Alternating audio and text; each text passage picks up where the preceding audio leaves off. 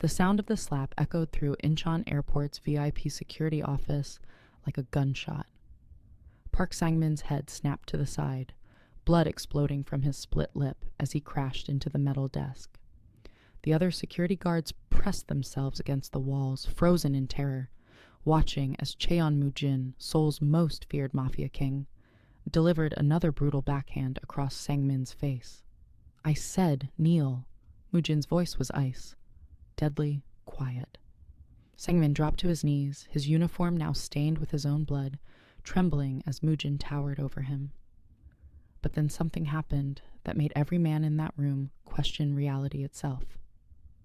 Cheon Mujin turned away from the bleeding security chief, walked 3 steps to where an elderly African woman sat in a plastic chair, her modest suitcase at her feet, her weathered hands gripping a faded handkerchief. And then this man, this demon in expensive black clothing whose name made grown men wet themselves, dropped to one knee before her. "Mama," he said, his voice completely different now, respectful, almost gentle. "I apologize for what you've endured in my city. Please forgive me." Mama Nneka stared at him with confused, exhausted eyes, not understanding who this dangerous young man was or why he was bowing to her. She'd been through too much in the last 3 hours to process anything anymore. All she knew was that her money was gone, her dignity was stripped, and she just wanted to see her daughter Nellie and her newborn grandchild. Behind Mujin, Park Sang-min made the fatal mistake of trying to stand. Without even turning around, Mujin spoke. "Did I tell you to get up?" Sang-min dropped back to his knees so fast his kneecaps cracked against the concrete floor. And that's when Mama Nneka did something that surprised everyone, including herself. She reached out with one weathered hand and gently touched the top of the young man's head, the way a grandmother would touch a grandson, and whispered in broken English, "It's okay. You are a good boy. Are you ready to know what happened at this moment? Do me a favor to subscribe and hit that like button right now, because you need to hear how we got here. And trust me, you're not ready for what happens next." 12 hours earlier, Lagos, Nigeria. Mama Nneka hadn't slept the night before her flight. She'd been too busy counting and recounting the thick stack of Naira notes she'd converted to Korean won at the bank, her life savings wrapped in a worn cloth and tucked deep into her carry-on bag. 30 million won, approximately 25,000 US dollars. The money from selling her small house in Lagos, every naira she'd scraped together from her late husband's pension, every coin she'd saved from her teaching job before retirement. This money wasn't for her. It was for Nellie, her daughter, her youngest, her baby, who'd moved to Seoul 5 years ago to work as a nurse and had fallen in love with a Korean man and gotten married. 2 weeks ago, Nellie had given birth to her first child, a beautiful baby girl. And in their culture, when your daughter gives birth, you come. You take care of her during those crucial first months. You cook the traditional soups that restore strength. You hold the baby while your daughter sleeps. You pass down the wisdom of motherhood that can only come from a mother. Nellie had begged her to come. "Mama, I need you. I don't know what I'm doing. Please come help me." And so Mama Nneka had sold everything, packed her life into one suitcase, and bought a one-way ticket to Seoul. She was 68 years old, and this was possibly the last great journey of her life. She'd never been on a plane before last month, when Nellie had sent her money to practice with a short domestic flight. Never left Nigeria. Never imagined she'd spend her remaining years in a country where she couldn't speak the language and didn't understand the food. But Nellie needed her. And when your child needs you, you go. The money she carried wasn't just savings. It was meant to help Nellie and her husband with baby expenses, to contribute to the household so she wouldn't be a burden, to make sure her grandchild had everything she needed. Mama Nneka had spent weeks planning what to bring. Traditional herbs for postpartum recovery, special fabric for wrapping the baby, recipes written down in her careful handwriting for the meals that would help Nellie heal. The flight was long and uncomfortable, wedged between a businessman who snored and a young couple who argued and whispered Korean for 12 hours. But Mama Nneka endured. She'd endured worse. She'd buried a husband and 2 sons. She'd survived sickness and the kind of grief that makes you want to stop breathing. A long flight was nothing. When the plane finally touched down at Incheon International Airport, she felt her heart flutter with something that might have been hope. Nellie was waiting for her outside with the baby, her daughter, her grandchild. Soon she'd be holding that tiny miracle. Soon she'd be cooking her delicacies in Nellie's kitchen. Soon she'd be useful again, needed again. She just had to get through immigration and customs first. That's where everything went wrong. Mama Nneka stood in the customs line with her modest suitcase and her heavy carry-on bag, watching families reunite, watching businessmen stride through with confident efficiency, watching the whole choreography of arrival that everyone else seemed to understand, but she didn't. When it was finally her turn, she approached the customs desk with her passport and her paperwork clutched in sweaty hands. The customs officer, a young man with a bored expression, barely glanced at her before waving her through. But as she passed, another officer, older with a thick neck and calculating eyes, called out in Korean, "Stop. Random inspection." Park Sang-min had been working airport security for 15 years, and he knew exactly what he was looking at. An elderly African woman, traveling alone, nervous energy radiating off her like heat, clothes that were modest and simple, the kind of traveler who probably had family waiting, but wouldn't understand the system well enough to fight back if something went wrong. Perfect target.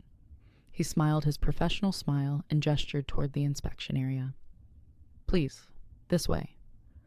Mama Nneka didn't understand the words, but she understood the gesture. Her stomach dropped, but she obeyed, pulling her suitcase to the small cordoned-off area where Sang-min and 2 other officers were waiting. Around them, other travelers streamed past, going home to their families, to their normal lives, while she stood there under fluorescent lights being studied like a suspect. "Open your bags," Sang-min said in Korean. When she stared at him blankly, he made exaggerated opening gestures with his hands, his smile not reaching his eyes. She understood. With shaking hands, she unzipped her suitcase. Everything she owned was in there, a few changes of clothes, toiletries, photographs of her late husband and sons, traditional herbs wrapped carefully in cloth, special fabric for the baby, a Bible her mother had given her 60 years ago, and carefully folded at the bottom, her good church dress and the recipes she'd written down for Nellie. Sang-min's hands weren't gentle.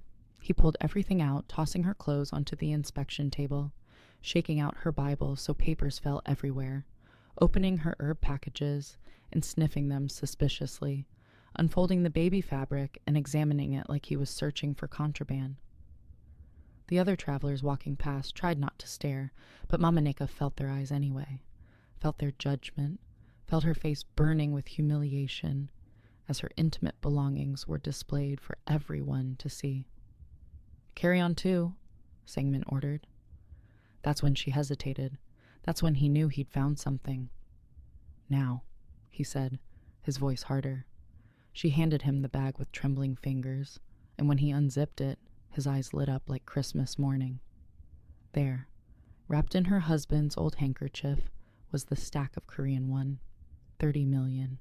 All of it in cash. Sang-min's smile vanished.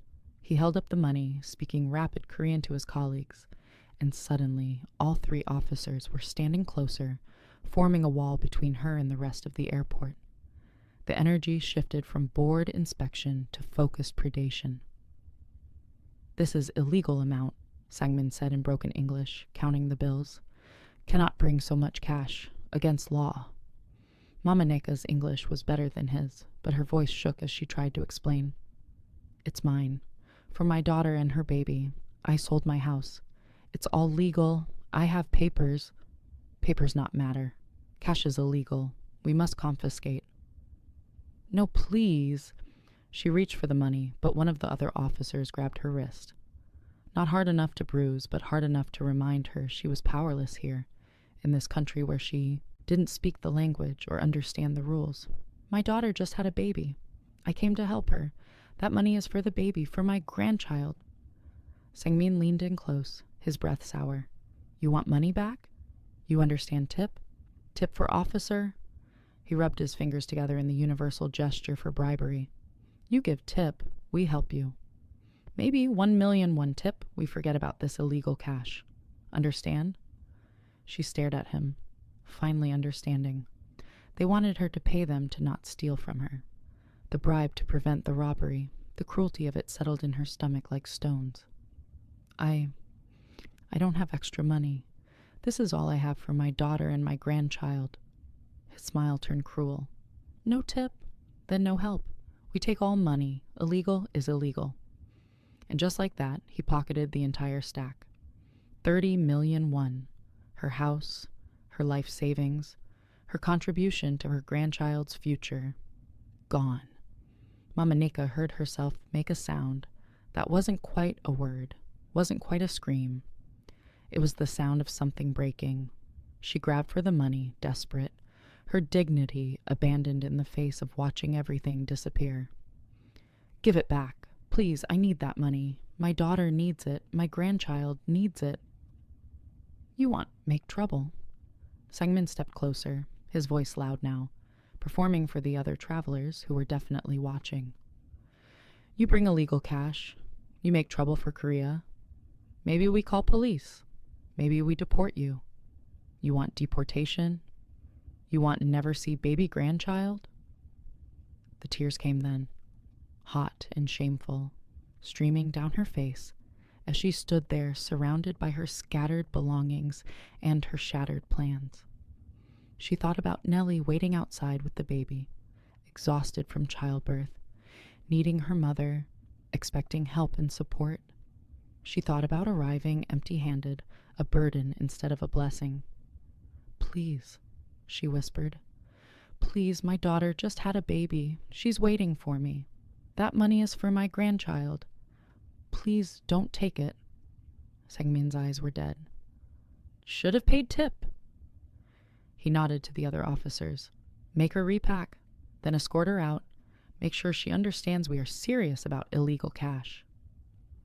They stood there watching her with cold eyes as she gathered her belongings with shaking hands, stuffing everything back in no particular order, her herb packages crushed now, her baby fabric wrinkled, her photographs scattered, her Bible bent. Her hands wouldn't stop trembling.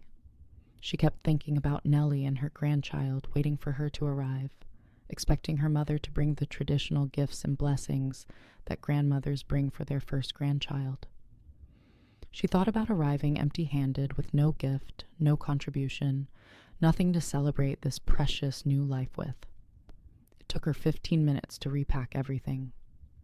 When she was finally done, Sang-min escorted her out of the customs area personally, his hand on her elbow like she was a criminal, being released. Welcome to Korea, he said, and smiled. Mama Nneka dragged her suitcase toward the arrivals area, where Nellie was waiting with the baby, her vision blurred with tears, her legs barely holding her up. She didn't know how she'd tell her daughter what happened, didn't know how she'd explain that she came with something but arrived with nothing, didn't know how she'd hold her grandchild with hands that felt dirty from being treated like a criminal.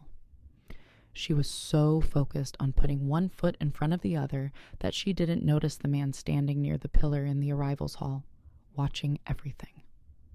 Cheon Mujin hadn't planned to be at the airport that afternoon. He'd come to see off one of his business associates, a legitimate real estate developer, who'd been finalizing some property deals that were definitely not legitimate, but looked good on paper. The meeting had taken all of 10 minutes. Mujin didn't waste time on pleasantries. He said what needed to be said, made sure everyone understood the terms, and left. He was walking through the arrivals area toward his car when he saw her, an elderly African woman dragging a modest suitcase, her clothes neat but simple, her face wet with tears, moving through the crowd like a ghost. Something about her made him stop. Maybe it was the way she held herself, broken but still dignified, destroyed but still walking. Maybe it was the specific kind of defeat in her eyes, or maybe it was because she reminded him of someone. Mujin was 35 years old, and he'd built his empire on 3 principles: loyalty, efficiency, and a very specific moral code. He didn't deal in drugs because addiction destroyed families. He didn't traffic people because slavery was beneath him. He didn't allow his men to hurt children or women who couldn't defend themselves, because there were lines even demons didn't cross. But he remembered a time when he'd had no power to enforce those rules. He remembered being 10 years old, standing in this exact airport, watching his mother, Kim Soo-jin, a woman who'd worked 3 jobs to feed her son, getting pulled aside by airport security 25 years ago. They'd been returning from visiting his grandmother in Busan. It wasn't even an international flight, but his mother had looked tired, had looked poor, had made the mistake of carrying cash instead of using a credit card she didn't have. Young Mujin had watched the security officers tear apart his mother's bag, had watched them confiscate her money, claiming it was suspicious, had watched them make her cry while he stood there helpless and small and useless. His mother had gotten the money back eventually, after weeks of paperwork and humiliation, but she'd never been the same. The shame had eaten at her. She died 2 years later, and Mujin had always believed that airport humiliation had been the beginning of her giving up. He'd been powerless then, a child with nothing but rage and grief. He wasn't powerless now. Mujin watched the elderly African woman collapse onto a bench, her hands covering her face, her shoulders shaking with sobs, and something in his chest twisted. He pulled out his phone and called his head of security. "Check the airport customs office. Find out what just happened to the elderly African woman who came through in the last hour. Names of the officers involved. Everything." While he waited, he watched her. She wasn't moving, wasn't even trying to find whoever was supposed to pick her up. She just sat there like someone who'd reached the absolute end of her capacity to endure. His phone buzzed with a text. His security chief was efficient. Park Sang-min, Customs Security Chief. Confiscated W30M from the woman claiming illegal cash transport. It's a scam he runs. Targets vulnerable travelers. Demands bribes or steals their money. Been doing it for years. Other officers involved. Lee Jun-ho, Kim Tae-won. Mujin's jaw tightened as he read the names. These weren't even organized criminals. They were petty thieves with badges, preying on people who couldn't fight back. Running a protection racket without even having the decency to be actual racketeers. On his turf, without his permission. Stealing from helpless grandmothers while wearing uniforms that were supposed to represent authority. He texted back, "Where are they now?" "Still on shift. VIP security office, 2nd floor." Mujin looked at the woman on the bench one more time. Then he made a decision. He walked over to her slowly, making sure not to startle her. When he was a few feet away, he spoke in gentle Korean. "Excuse me, grandmother. Are you all right?" She looked up, startled, her face ravaged by tears. She said something in English he didn't fully catch, but he understood the meaning. "No, I'm not all right. Nothing is all right." He switched to English, his accent thick but understandable. "Someone take your money." Her eyes went wide. She nodded, fresh tears spilling over. "Airport security take it?" Another nod. "I came to help my daughter. She just had a baby. I came to take care of them. That money was for the baby, for my grandchild. They took everything." Something in Mujin's chest cracked. A new mother. A new baby. A grandmother who'd crossed an ocean to help, to do what grandmothers do in her culture, and she'd been robbed before she could even hold her grandchild. He crouched down so they were eye level. This dangerous man in expensive black clothes, and this elderly woman in her simple dress, and he said something in Korean that she didn't understand, but that carried the weight of a vow. "I will get it back for you. Wait here." Then he stood, pulled out his phone, and made 3 calls. The first was to his driver. "Bring the car to arrivals. We're not leaving yet." The second was to his head of security. "Send 4 men to the VIP security office, armed, now." The third was to the airport director, a man who owed Mujin several significant favors. "You have 3. Corrupt officers running a theft ring in customs. I'm about to handle it. You can either help me or explain to the media tomorrow why your airport has been systematically robbing travelers for years. Your choice." The director chose wisely. 10 minutes later, Mujin walked into the VIP security office with 4 of his men behind him. Park Sang-min looked up from his computer where he'd been filing a fake report about confiscating illegal funds, saw the men in black, saw their cold eyes, saw the way they carried themselves, and his survival instincts finally kicked in. Too late. "Park Sang-min," Mujin said quietly, closing the door behind him. "We need to talk about the elderly mother you robbed an hour ago." Sang-min's face went white. I don't know what you're talking about. I was following protocol." "Don't." Mujin's voice could have frozen fire. "I know exactly what you were doing. 30 million won. You stole it from an elderly woman who came to take care of her newborn grandchild. Where is it?" Sang-min's eyes darted to his locker. Fatal mistake. One of Mujin's men had it open in seconds, pulling out not just Mama Nneka's money, but stacks of other bills, other thefts, other victims, evidence of months of systematic robbery. "Here's what's going to happen," Mujin said, walking slowly toward Sang-min, who was standing now, backing up until he hit the wall. "You're going to take all of this money, and you're going to walk downstairs with me, and you're going to return it to that woman, and you're going to apologize. And then, I can't. She'll report me. I'll lose my job."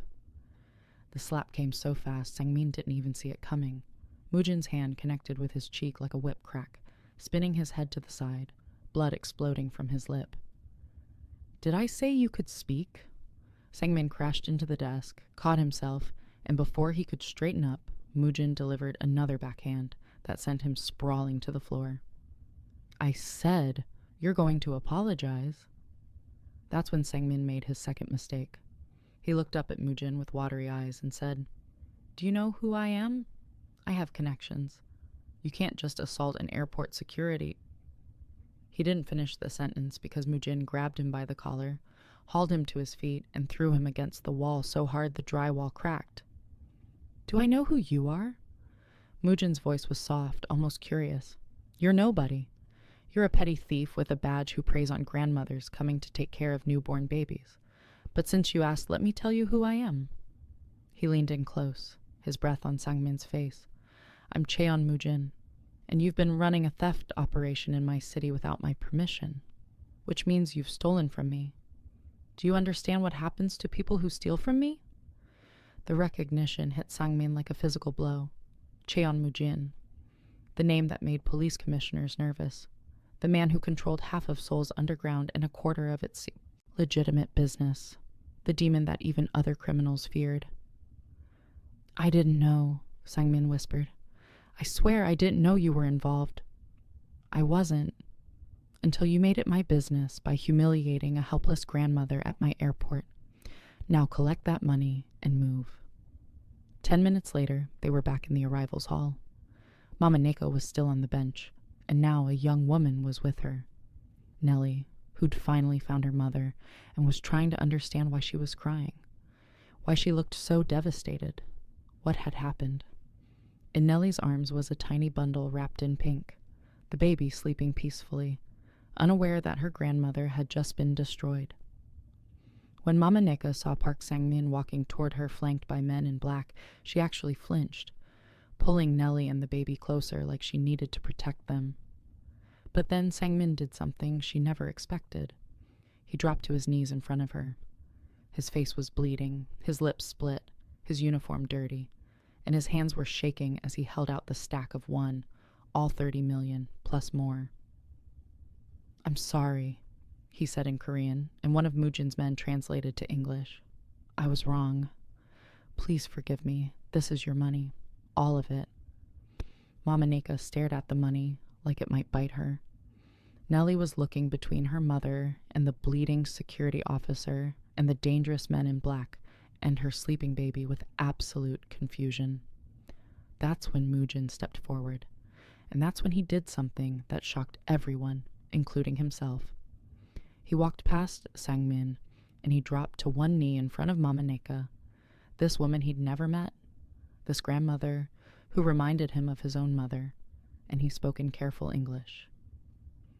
"Mama, I apologize for what you've endured in my city. Please forgive me." She stared at him with those exhausted, confused eyes, trying to understand who this young man was, why he was being so respectful, why any of this was happening. Behind him, Sangmin tried to stand up, and without even turning around, Mujin said coldly, "Did I tell you to get up?" Sangmin dropped back to his knees so fast it had to hurt, and then Mama Nneka did something that changed everything. She looked at this dangerous young man kneeling before her, and then she looked at her daughter holding her grandchild, and she thought about how she'd come all this way to help, to take care of them, to be the grandmother her culture taught her to be. And despite everything that had just happened, despite the robbery and the humiliation and the tears, she reached out with one weathered hand and gently touched the top of Mujin's head, the way a grandmother would comfort a grandson, and she whispered in broken Korean, "It's okay. You're a good boy." Something in Mujin's chest cracked. He'd built an empire on being feared, on being untouchable, on being the man who made others kneel. But one gentle touch from a grandmother who'd been through hell, who had every reason to hate this city and everyone in it, and she was comforting him, calling him good. He stood slowly, carefully took the money from Sangmin's hands and placed it in Mama Nneka's lap. "This is yours, plus compensation for your suffering." He'd added another 10 million won to the stack. "That man," he pointed at Sangmin, "will never work in this airport again. Neither will his colleagues. They'll be lucky if they're only fired." Nellie, who'd been silent through all of this, finally found her voice. "Who are you?" Mujin looked at her, at this younger woman who had her mother's eyes, holding that tiny sleeping baby, and he almost smiled. "Someone who believes in paying debts. Your mother was treated shamefully in my city. That's not acceptable." He glanced at the baby in Nellie's arms. "Congratulations on your daughter. Your mother traveled very far to help you. She's a strong woman."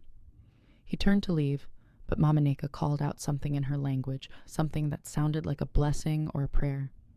He didn't understand the words, but he understood the meaning by guessing. As he walked away, his men following, he pulled out his phone and made one final call. "I want Park Sangmin and his team investigated fully. Every theft, every bribe, every victim. Find them all and compensate them.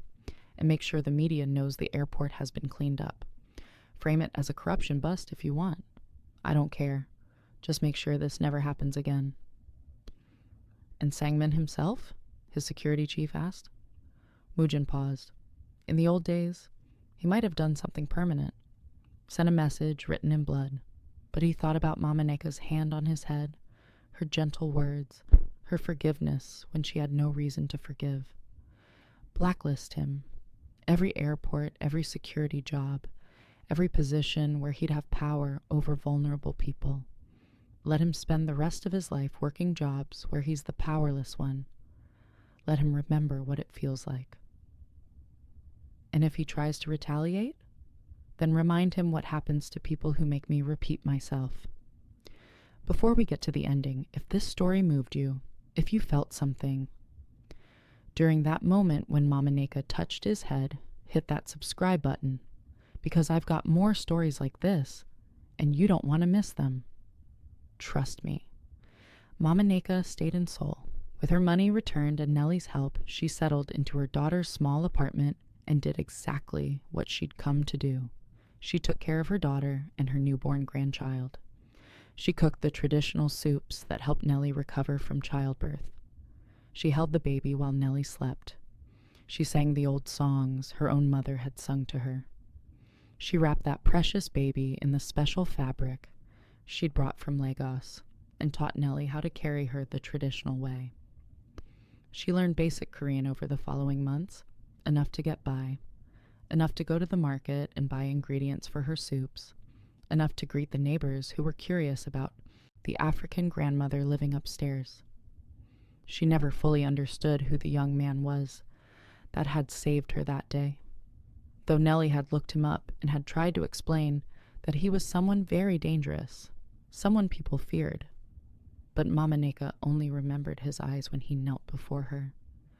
Sad eyes, haunted eyes, the eyes of someone who'd lost his own mother and still grieved. She never saw him again, but she prayed for him. Every night, in the small apartment in Seoul that had become her home, after she'd put her granddaughter to sleep and helped Nellie with the late-night feeding, she prayed for the good boy in black, who'd given her back her dignity and her ability to help her family. Mujin never forgot her either. Something about that moment had shifted in him, had reminded him why he had his rules in the first place. Power wasn't about making people fear you. It was about protecting people who couldn't protect themselves. A month after the airport incident, he received a small package at his office. Inside was a handkerchief, carefully embroidered with his initials in slightly crooked stitching, and a note in halting Korean. "Thank you for being good boy. Baby is healthy. You are welcome to visit. From Mama Nneka." He kept it in his desk drawer. And sometimes, when he had to make hard decisions, when he had to be the demon that people feared, he'd take it out and remember that somewhere in Seoul there was a grandmother taking care of her grandchild, cooking traditional soups in a tiny kitchen, singing old songs to a baby who would grow up never knowing how close her grandmother had come to arriving broken and empty-handed. And maybe, just maybe, he'd done one purely good thing in his life. Drop a comment below and tell me, would you have done what Mujin did? Would you have stepped in for a complete stranger? Because I want to know what kind of person you are. And if you love this story, share it with someone who needs to hear it. Sometimes the most powerful thing we can do is remind people that justice still exists, even in unexpected places.